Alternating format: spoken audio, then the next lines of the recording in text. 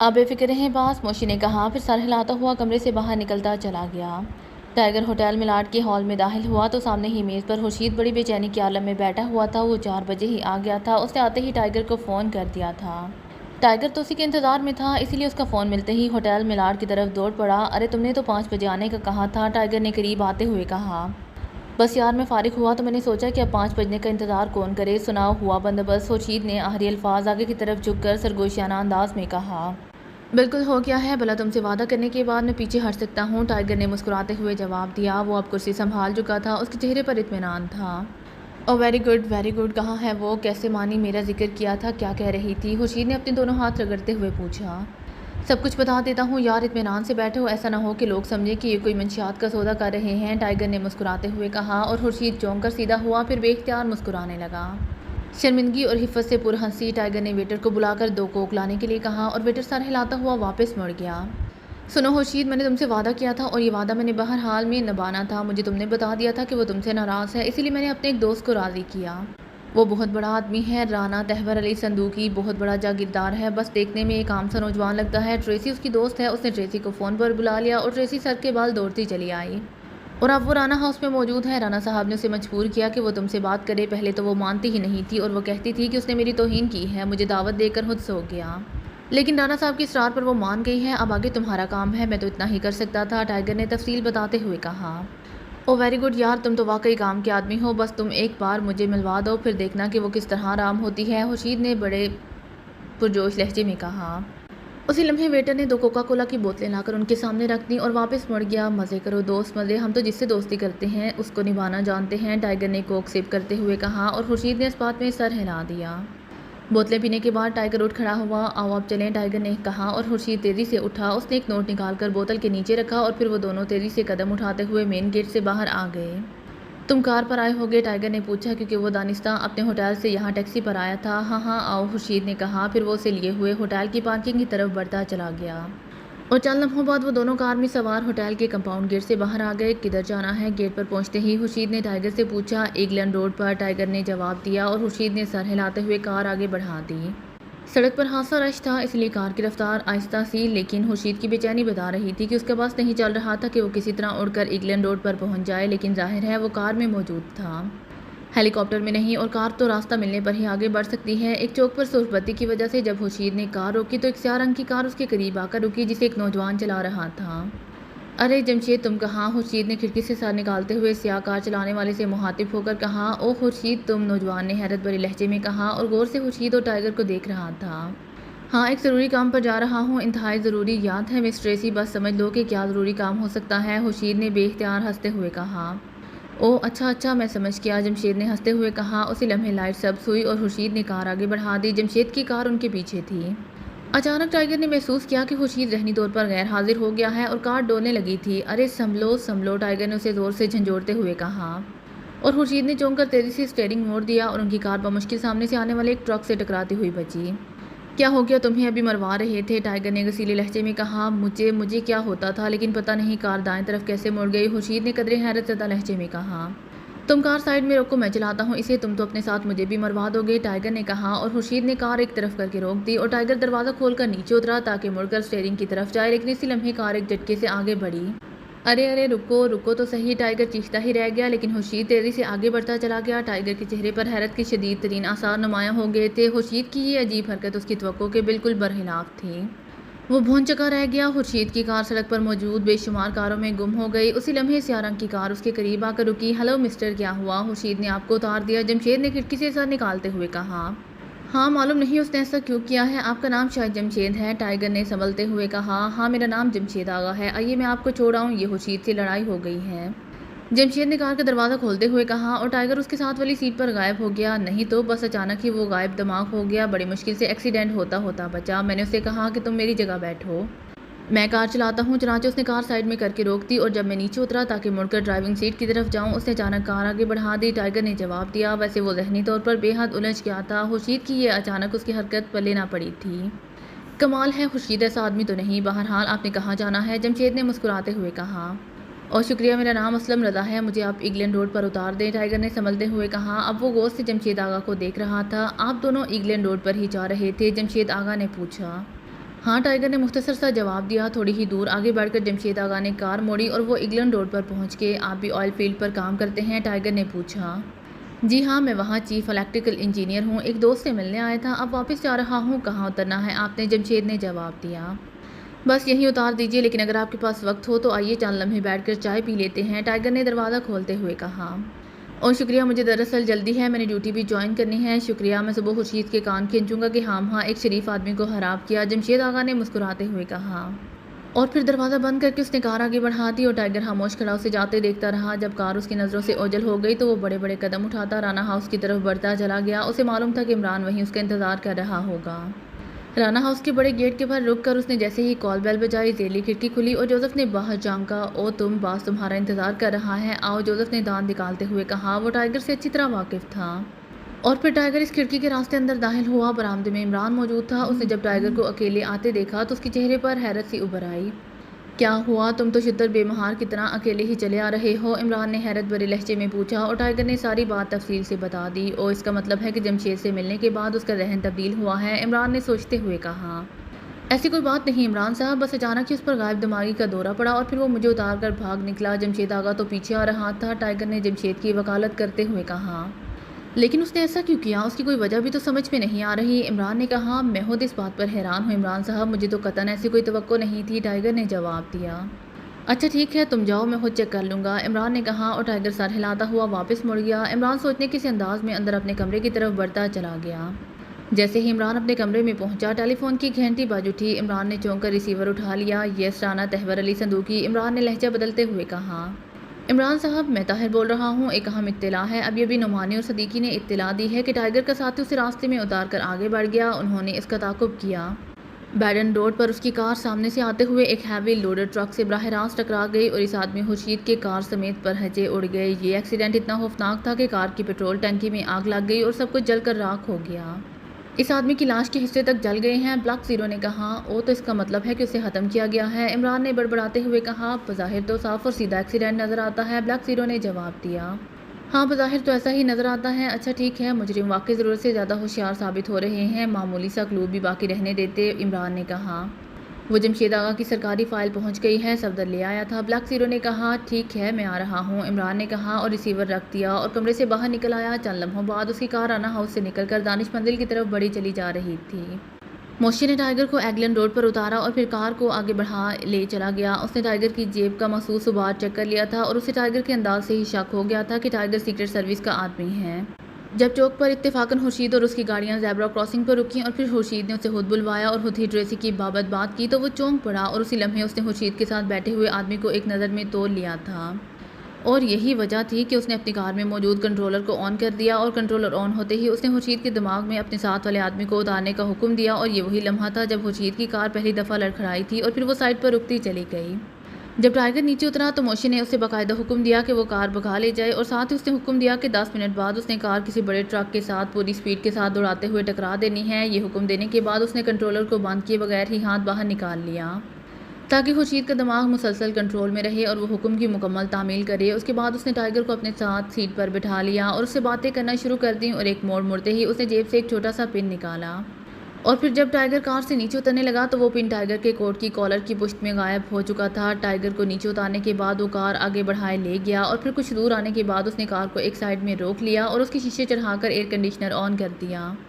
Car के शीशे ऐसे थे कि उनमें से बाहर तो देखा जा सकता था लेकिन बाहर से अंदर झांका नहीं जा सकता था। शीशे चढ़ाकर उसने जेब में मौजूद कंट्रोलर बाहर निकाला तो उस पर जलने वाला छोटा सा पॉइंट तारीख हो चुका था।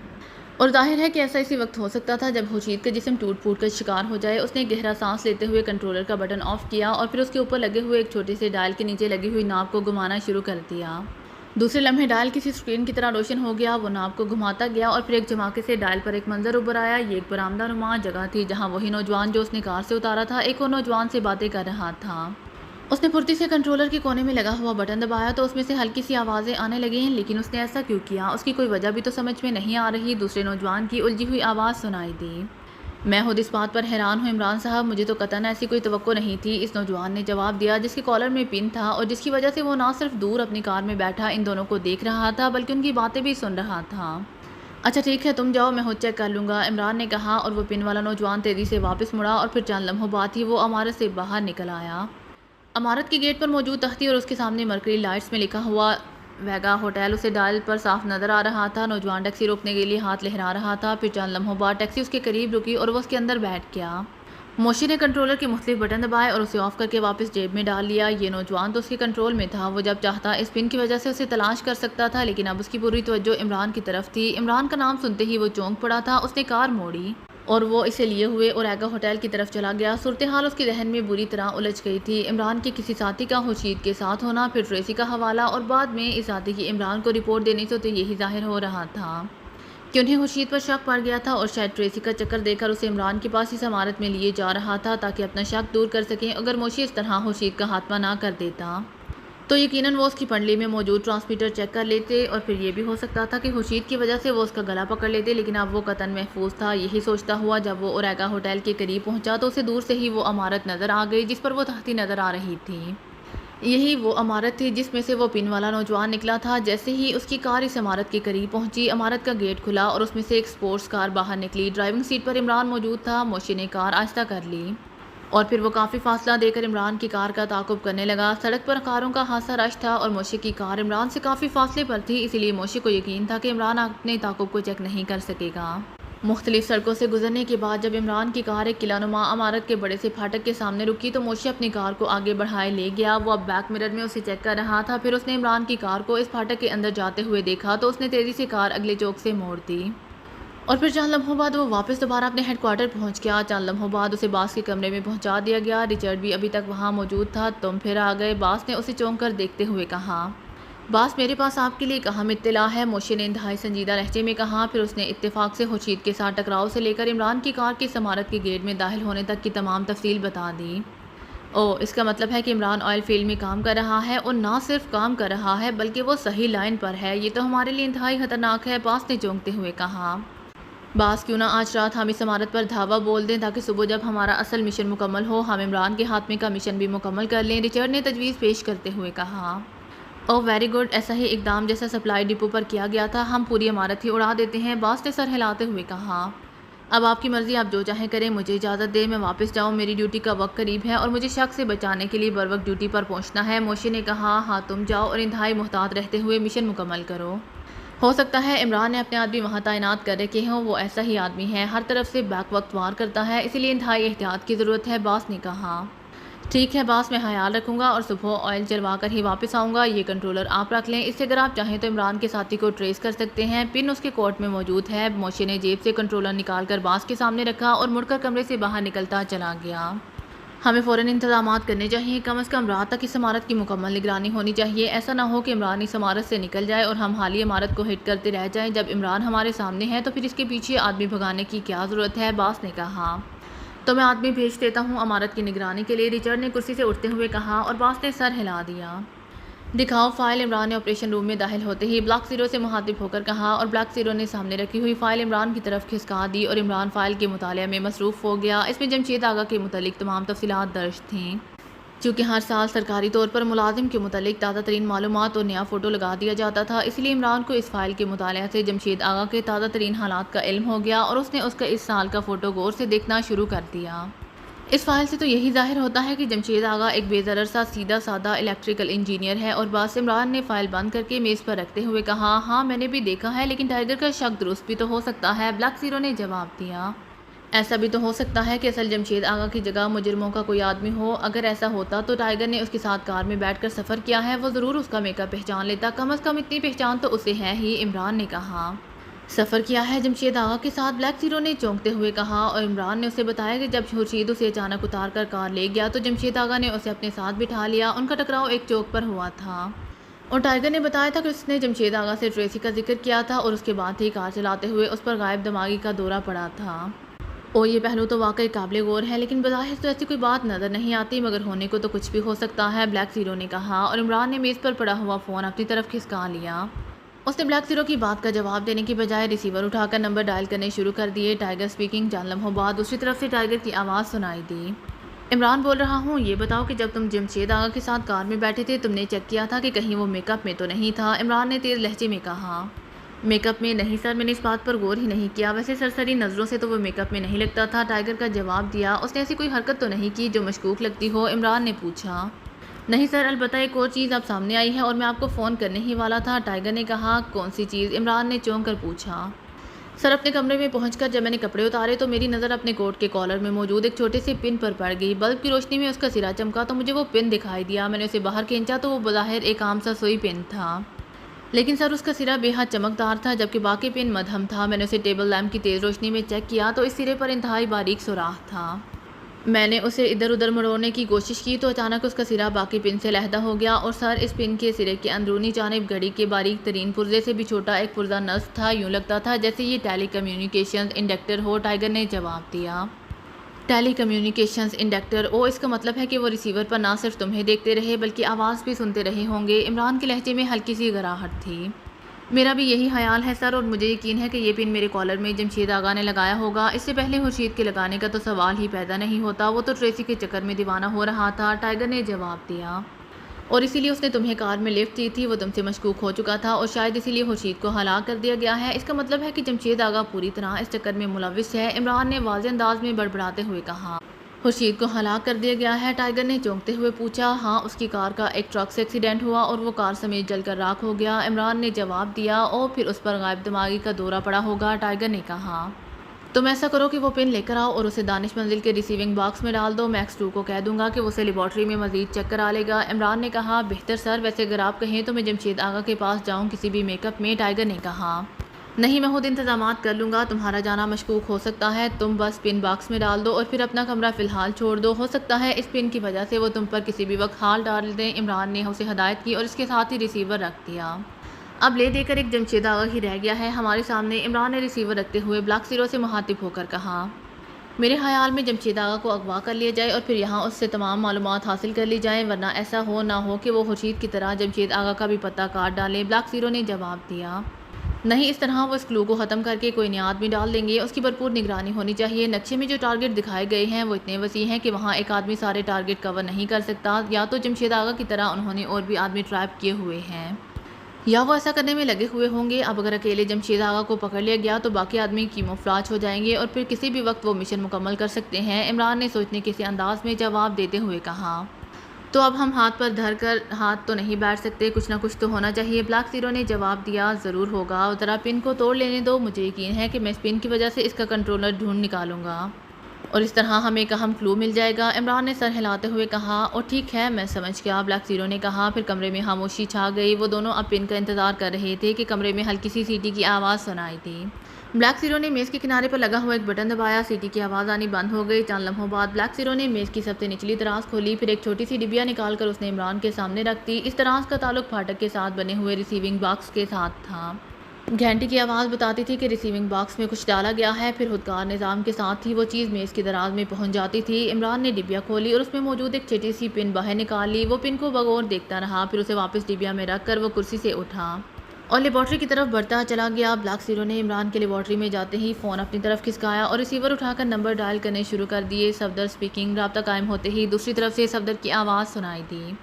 X2, ब्लैक ज़ीरो ने कहा। यस सर, सफदर की मौतबाना आवाज़ सुनाई दी। तुम टाइगर को जानते हो जो इमरान का साथी है? ब्लैक ज़ीरो ने सवाल करते हुए कहा। यस सर, अच्छी तरह जानता हूँ, सफदर ने जवाब दिया।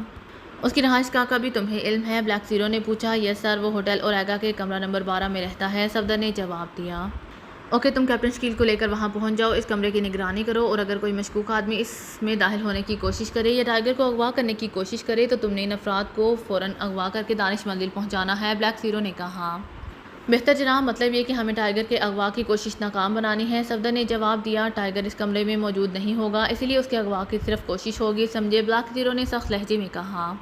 यस सर, मैं समझ गया सर, सफदर ने कदरे शर्मिंदा लहजे में जवाब दिया और ब्लैक ज़ीरो ने रिसीवर रख दिया। उसी लम्हे इमरान डिबिया उठाए अंदर दाखिल हुआ, उसका चेहरा जोश से सुर्ख हो रहा था। मुझे पता चल गया, कंट्रोलर ज़ीशान कॉलोनी की कोठी नंबर 99 में मौजूद है, इमरान ने डिबिया मेज़ पर रखते हुए कहा। फिर उसने तेज़ी से फ़ोन अपनी तरफ खिसकाया और रिसीवर उठाकर उसके नंबर डायल करने लगा। आप किसे फ़ोन कर रहे हैं? ब्लैक ज़ीरो ने पूछा। जूलिया को। क्यों? इमरान ने चौंकते हुए पूछा। आखिर अभी तक उसकी उंगली टिकी हुई थी। मैंने सफदर और कैप्टन शकील की ड्यूटी लगाई है कि वो टाइगर के निगरानी करें ताकि अगर मुजरिम इस पर हमला करें तो उन्हें अगवा करके यहाँ ले आया जाए, ब्लैक ज़ीरो ने कहा। ठीक है, इमरान ने सर हिलाते हुए कहा। फिर आखिरी उंगली पर भी बटन घुमा दिया। Julia speaking. रब्ता कायम होते ही दूसरी तरफ से जूलिया की आवाज़ सुनाई दी। X2, इमरान ने मखसूस लहजे में कहा। यस सर, जूलिया की मौतबाना आवाज़ सुनाई दी। जूलिया, तुम तनवीर सदीकी और चौहान को फ़ौरन ज़ीशान कॉलोनी की कोठी नंबर 99 के पास भिजवा दो। मैं इमरान को वहाँ भेज रहा हूँ, वो उन्हें डील करेगा। इस कोठी पर फौरी रेड करना है, इमरान ने एक्सट्रू के मखसूस लहजे में कहा। ठीक है सर, जूलिया ने जवाब दिया और इमरान ने रिसीवर रखा और फिर उठ खड़ा हुआ। इमरान साहब, मैं एक बात सोच रहा हूँ, ब्लैक ज़ीरो ने अचानक किसी ख्याल से चौंकते हुए कहा। तुम्हें मैंने एक्सट्रू इसीलिए बनाया है कि तुम बस बैठे सोचते रहो, इमरान ने मुस्कुराते हुए कहा। इमरान साहब, बात संजीदा है। अगर टाइगर के कॉलर में पिन जमशेद ने लगाया है तो फिर कंट्रोलर भी तो जमशेद के पास होना चाहिए। वो इस कोठी में कैसे पहुंच गया जबकि जमशेद ऑयल फील्ड में रहता है? ब्लैक ज़ीरो ने कहा। ओ, तुम्हारी बात वाकई काबिल गौर है। बहरहाल कंट्रोलर इसी कोठी में है। अब ये वहाँ जाकर पता चलेगा कि वो इस कोठी में कैसे पहुंच गया। इमरान ने सर हिलाते हुए कहा, फिर तेज़ी से ड्रेसिंग रूम की तरफ बढ़ता चला गया। थोड़ी देर बाद जब इमरान ड्रेसिंग रूम से बाहर निकला तो मेकअप से उसका चेहरा बदला हुआ था। इमरान साहब, अगर आप कहें तो मैं ऑयल फील्ड में जाकर जमशेद आगा को चेक करूं। वहाँ का चीफ सिक्योरिटी ऑफिसर मेरा ज़ाती दोस्त है, उसकी मदद से मैं आसानी से जमशेद आगा तक पहुँच जाऊँगा। ब्लैक ज़ीरो ने इमरान से मुखातिब होकर कहा। चलो कर लो चेकिंग, तुम भी फारिग बैठे बैठे तंग आ गए होगे, इमरान ने इजाज़त देते हुए कहा। फिर वो तेज़ी से बैरूनी दरवाजे की तरफ बढ़ता चला गया।